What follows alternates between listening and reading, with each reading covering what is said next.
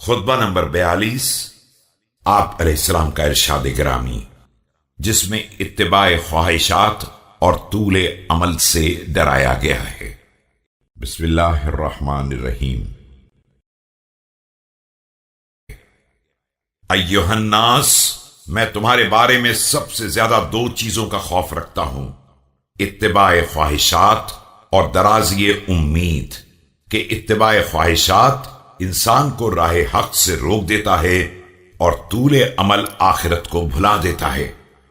یاد رکھو، دنیا منہ پھیر کر جا رہی ہے اور اس میں سے کچھ باقی نہیں رہ گیا ہے مگر اتنا جتنا برتن سے چیز کو انڈیل دینے کے بعد تہہ میں باقی رہ جاتا ہے، اور آخرت اب سامنے آ رہی ہے۔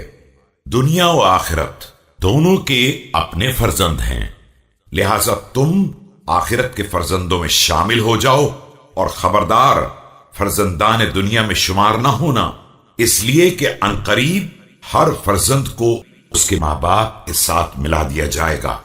آج عمل کی منزل ہے اور کوئی حساب نہیں ہے، اور کل حساب ہی حساب ہے اور کوئی عمل کی گنجائش نہیں ہے۔